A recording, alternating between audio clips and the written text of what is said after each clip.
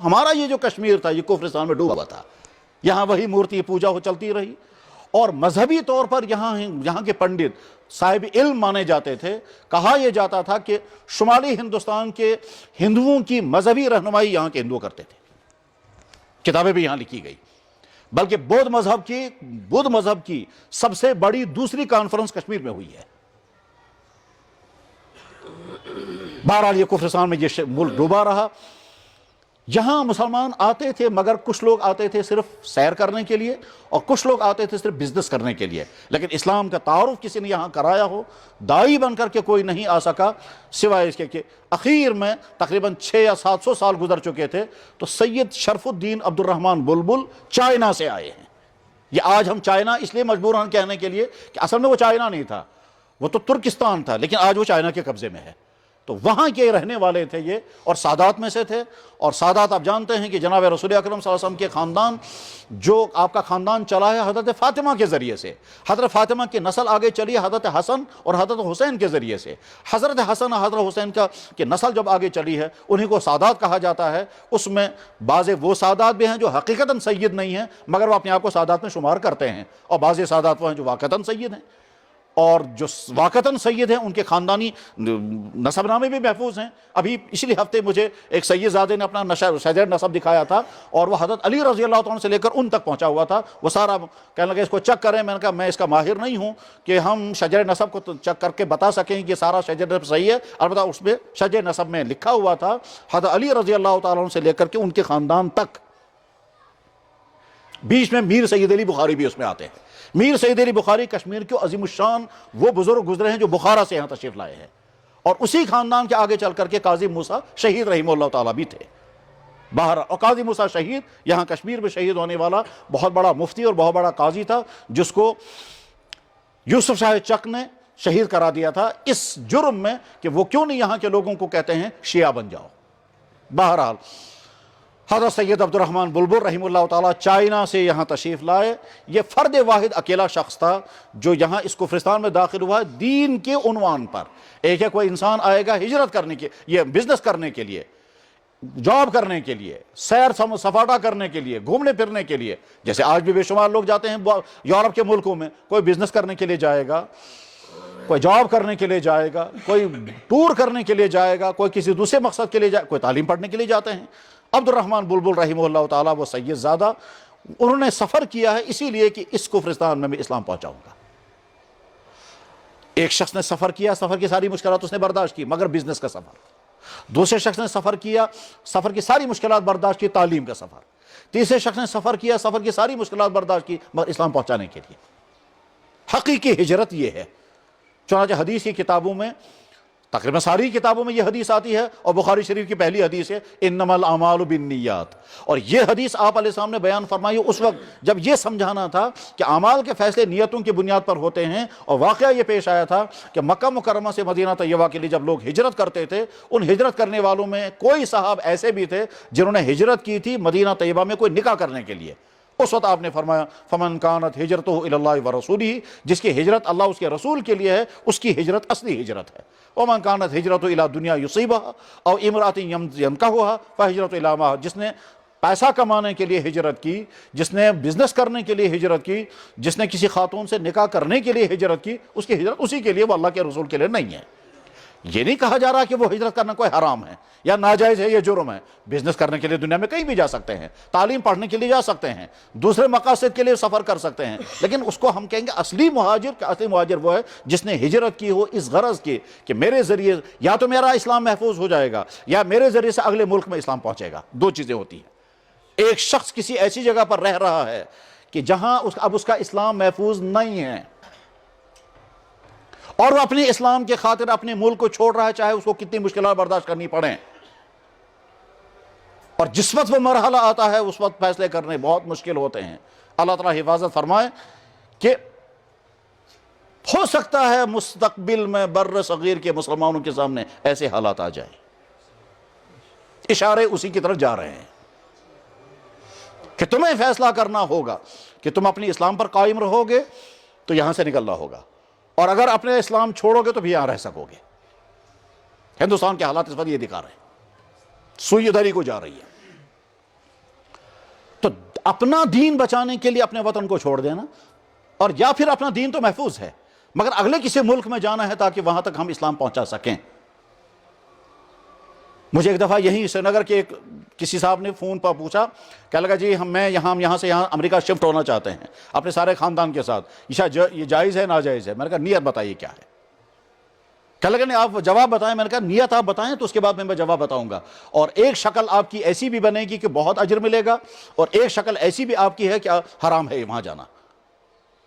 ایسا بھی ہوگا کہ آپ کو حکم آئے گا حرام ہے آپ کا وہاں جانا، اور ایسا بھی ہے کہ آپ کو وہاں جانے کا اجر ملے گا۔ آپ نیت بتا دیں۔ اب وہ بتا نہیں پا رہے تھے تو میں نے کہا پھر ملاقات کرو، ملاقات کرنے کے بعد میں دونوں شکلیں بتاؤں گا کہ کون سی شکل میں آپ کو وہاں جانا حرام ہوگا اور کون سی شکل میں آپ کو وہاں جانے پر اجر ملے گا۔ واللہ عالم پھر وہ گئے یا نہیں گئے، ملاقات کرنے کے لیے نہیں آئے۔ لیکن بہرحال یہ سوال ہو سکتا ہے کہ صاحب ایک شخص جو ہے وہ اپنا وطن چھوڑ کر کے اگلے ملک میں جا رہا ہے، کیوں جا رہا ہے؟ کہ میں وہاں بزنس کروں گا، جاب ملے گا، پیسہ کماؤں گا، وہاں کی آسانی والی زندگی گزاروں گا، چاہے بعد میں میرا دین بچے یا نہ بچے، میں مسلمان رہوں یا نہ رہوں، میرے بچے مسلمان رہیں یا نہ رہیں۔ اگر صورتحال یہ ہے تو اپنا وطن چھوڑ کر وہاں جانا حرام ہے پھر، کیونکہ صرف تم دنیا کے لیے جا رہے ہو، تمہارا دین خطرے میں ہے۔ اور دوسرا انسان ہے وہ چاہتا ہے کہ میں یہاں سے جاؤں گا، وہاں خود دین پر قائم رہوں گا، اور بزنس یا جاب کرنا ہمارا دوسرا نمبر کا مقصد ہے۔ پہلا مقصد ہے وہاں اسلام کی دعوت کا کام کرنا، اسلام ان تک پہنچانا، تو دعوت کی نیت سے وہاں جائیں گے تو اجر و ثواب ملے گا۔ بہرحال حضرت عبد الرحمن بلبل رحمہ اللہ تعالیٰ نے سفر کیا یہاں کا، کتنی مشکلات اس اللہ کے بندے نے برداشت کی ہوں گی یہ آج ہم نہیں جان سکتے۔ کیوں نہیں جان سکتے؟ وہ ساری ہسٹری ہمارے سامنے نہیں ہے۔ زبان کا گیپ تھا، وہ مشکل کیسے انہوں نے حل کی، سفر کی مصیبتیں کیسے برداشت کی، راستے میں ان کے کھانے پینے کا انتظام کیا تھا، سواری کا انتظام کیا تھا، لداخ کے پہاڑوں سے کراس کرتے ہوئے جب یہاں کشمیر میں داخل ہوئے ہیں وہ تو موسم کی مشکلات کیسے برداشت کی ہیں، یہ ساری تاریخ میں دبی ہوئی چیزیں ہیں۔ تاریخ نے اس کو بیان کرنے والا کون کرتا؟ یا تو وہ خود کہتے کہ میں نے کس طرح سے سفر کیا ہے، اور یا پھر ان کے ساتھ کچھ افراد ہوتے وہ بیان کرتے کہ اس طرح سے ہوا ہے۔ یہ بالکل ایسے ہی مان لیجئے جیسے جناب رسول اکرم صلی اللہ علیہ وسلم نے اپنا یتیمی کا بچپن گزارا ہے۔ اس یتیمی کے بچپن کی تفصیلات کون بتائے گا؟ یا تو حضور خود بیان کرتے، مگر حضور نے کبھی بیان نہیں کی، اور یا پھر کوئی دوسرا بیان کرتا، تو دوسرا یا تو باپ ہوتا ہے، مگر باپ ہوگا تو بھی یتیم نہیں ہے، پھر ماں ہوتی ہے، ماں بیان کرتی کہ میرے بیٹے پر کیا کیا مشکلات ہیں، وہ بھی نہیں تھی، یا پھر بھائی بہن ہوتے ہیں وہ بھی نہیں تھے۔ اب کون بیان کرتا کہ حضور کے بچپن کے یتیمی کے حالات کیسے گزرے ہیں، اور آپ کو کھانا کہاں کون دیتا تھا، آپ کو کپڑے کون سی کر دیتا تھا، راتوں میں آپ کی ضرورتیں کون پوری کرتا تھا؟ نہ حضور نے کبھی بیان فرمائی اور نہ کسی اور صحابی نے بیان کی، صحابی تھے بھی نہیں اس وقت۔ تو گویا یہ وہ چپٹر ہے کہ جس کی ڈیٹیل معلوم نہیں۔ عبد الرحمن بلبل رحمہ اللہ تعالیٰ نے کس طرح سے وہ سفر کیا اور یہاں پہنچے، بہرحال وہ پہنچے، اور یہاں سب سے پہلے انہوں نے یہاں کے بادشاہ سے ملاقات کی۔ بادشاہ کا نام تھا رگیال بود رنچن، اور اس سے ملاقات کی، اور اس ملاقات کرنے سے پہلے وہ کتنا تڑپے ہیں، کتنا بلک بلک کر انہیں دعائیں کی ہیں، اور کتنی وہ مشکلات کے ساتھ کہتے ہیں اسی جہلم کے کنارے پر کسی چٹان پر ساری رات انہوں نے عبادت کی تھی، اور اس لیے عبادت کی تھی تاکہ کل کو اگر میں بادشاہ سے ملاقات کروں گا تو اس کا دل پلٹ جانا چاہیے، کیونکہ ہدایت کے فیصلے آسمان سے ہوتے ہیں۔ اس میں انسان کا آریو کچھ نہیں کرتا، انسان کی لنگویج کچھ نہیں کرتی، اس میں اللہ تعالیٰ شانوں کی طرف سے ہدایت کے فیصلے آتے ہیں تو ہدایت مل جاتی ہے، ورنہ گھنٹوں تک بحث کرتے رہیں گے، اگلا ہدایت مقدر میں نہیں ہوتی تو نہیں ملتی ہے۔ بہرحال ساری رات کی اس عبادت کے نتیجے میں اگلے دن صبح بادشاہ سے ملاقات کس طرح سے ہوئی اس کی تفصیلات کتابوں میں ہیں۔ اللہ کا فیصلہ، اس بزرگ کی قربانی اور محنت اور ساتھ میں دعائیں، اور اللہ کا فیصلہ تھا، ہدایت مقدر تھی، تو رنچن ایک دن کا فاصلہ بیچ میں نہیں ہوا تھا، چند گھنٹوں کے اندر اس رنچن نے اسلام قبول کیا، اور وہ پہلا شخص ہے جو باقاعدہ اس کشمیر کی سرزمین پر مسلمان کی حیثیت سے نمودار ہوا، اور اس کا نام صدر الدین رکھا گیا، چونکہ وہ بادشاہ تھا ہی۔ اب صورتحال یہ بنی کہ بادشاہ مسلمان، عوام غیر مسلم کافر، وہ مندروں والے ہیں، وہ شرکیات والے ہیں، وہ مورتیوں کے سامنے جھکنے والے ہیں، اور بادشاہ مسلمان ہیں۔ اس بادشاہ نے اپنے دربار کے لوگوں کو، چھوٹا سا دربار ہوگا اس زمانے میں، زیادہ بڑا نہیں ہو سکتا ہے، دربار کے لوگوں کو بھی جمع کیا۔ عبد الرحمن بلبل رحمہ اللہ تعالیٰ نے ان کے سامنے بھی گفتگو کی، اور اس کے بعد پھر وہ بھی مسلمان ہو گئے۔ اس میں ہو سکتا ہے ذہنوں میں سوال پیدا ہو جائے کہ صاحب وہ گفتگو کیسے ہو رہی تھی، وہ کون سی لینگویج بولی گئی ہے، یہ تفصیلات ضرور سوال میں آنی چاہیے، مگر یہ اس کا تعلق تاریخ کے ساتھ ہے۔ اختصار کے اتنا سمجھے کہ عبد الرحمن بلبل جب گفتگو کرنا چاہتے تھے تو زبان کا گیپ بیچ میں آ گیا، تو اس میں یہاں کے بازاروں میں ایک شخص مل گیا، شمس الدین نام کا آدمی، اور شمس الدین نام کے آدمی نے بیچ میں ٹرانسلیشن کا کام کیا ہے۔ بہرحال اب یہاں مسلمان حکومت قائم ہوئی، مگر عوام ساری کی ساری کفریات میں ہیں، شرکیات میں ہیں، انہیں گناہوں میں ڈوبے ہوئے ہیں۔ اور اس کے بعد اگلا دور آیا، تقریباً 30 یا 40 سال یا 50 سال کے بعد حضرت شاہ ہمدان رحمہ اللہ تعالیٰ تشریف لائے، اور ان کے ذریعے سے پھر کشمیری سارے کے سارے اسلام میں داخل ہوئے۔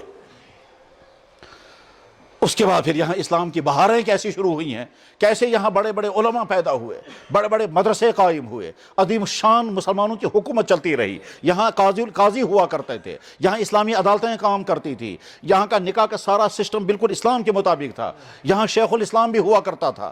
اور پھر ایک دور وہ بھی آیا کہ ایک سلطان آیا، اس سلطان نے کہا یہاں جتنے یہ ویران مندر ہیں، ویران مندروں کو ختم کر کے ان کو توحید کے جگہ بنایا جانا چاہیے، اس کو کہتے تھے۔ مگر یہ تب کرتے تھے جب وہاں کے وہ مندر کے پجاری جب وہ مسلمان ہو جاتے، اور مسلمان ہو جانے کے بعد اور جبر کسی پر نہیں کیا گیا۔ کشمیر کی ساری تاریخ یہ بتاتی ہے کہ ایک انسان پر بھی جبر نہیں کیا گیا تم زبردستی مسلمان بنو، ہرگز نہیں۔ ویسے بھی جبر کی بنیاد پر اگر کسی کو مسلمان بنایا جائے گا وہ مسلمان ہے ہی نہیں، کیونکہ جبر کی بنیاد پر اگر کسی کو کلمہ پڑھایا گیا وہ زبان سے کلمہ پڑھے گا، دل میں کلمہ نہیں ہوگا، اور زبان سے کلمہ پڑھنا منافقوں کا کام تھا۔ ایمان وہ ہے جو دل میں پہلے آئے، اقرار باللسان و تصدیق بالقلب، تصدیق قلبی پہلی شرط ہے۔ اس لیے جبر، یہ جو کہتے ہیں اسلام تلوار سے پہلا ہے، اس قدر بڑا جھوٹ ہے اس کائنات کا کہ چند بڑے جھوٹوں میں سے ایک یہ بھی ہے۔ ابوبکر صدیق اور عمر فاروق پر کون تلوار چلاتا؟ محمد عربی صلی اللہ علیہ وسلم نے کتنوں پر تلوار چلا کر کہا یا کلمہ پڑھو ورنہ تمہاری گردن اڑا دی جائے گی؟ اور مغلوں نے 800 سال تک ہندوستان پر 800 سال پر تلوار چلائی۔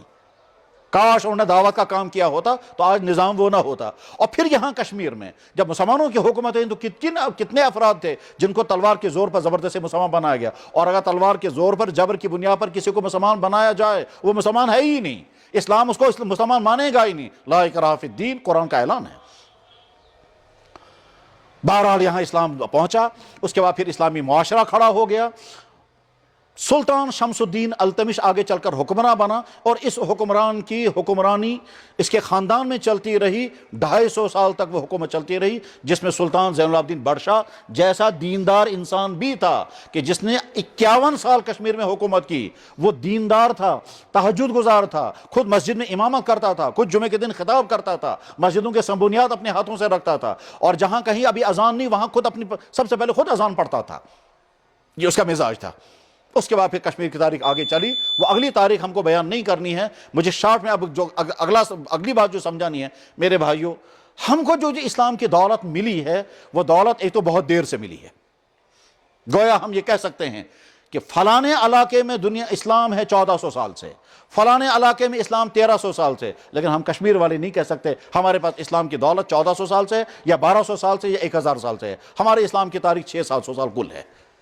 گویا اسلام دنیا میں جب سے ہے، آدھی زندگی ہماری نسلوں کی، ہماری پچھلی قوموں کی گزری ہے کفر کی حالت میں، اور دنیا میں اسلام کا نور چمک رہا تھا، اور یہ خطہ جو ہے وہ اسلام کے نور سے محروم رہا۔ اس کے بعد جب اسلام یہاں پہنچا ہے تو رضامندی کے ساتھ، خوشی کے ساتھ یہاں کے لوگوں نے اسلام قبول کیا، اور پھر اسلام قبول کیا اور اسلام پر چلے وہ، اور اتنا بہترین اسلامی معاشرہ یہاں وجود میں آ گیا، نہ کہیں کوئی ظلم، نہ کوئی زیادتی، نہ بدکاری، نہ گناہ، کچھ نہیں۔ بہت ہی عافیت والا علاقہ مانا جاتا تھا یہ، اور مثالیں دیا کرتے تھے، اور بعد میں صورتحال یہاں تک پہنچی، بخارا سے محدث چلتا ہے ہم کشمیر جا کر بسیں گے۔ چاہتے محدث جمال الدین بخاری بخارا سے آئے، کمال الدین بخاری بخارا سے آئے، اور یہاں آ کر کے مدرسہ قائم کیا، مدرسہ العروۃ الوثقی۔ وہ مدرسہ تو ختم ہو گیا، جگہ کا نام ہے آروٹ، پتہ نہیں کس جگہ ہے وہ، کہیں فتح قدل اس کے آس پاس میں کوئی جگہ ہے، آروٹ مدرسہ عروۃ الوثقی تھا۔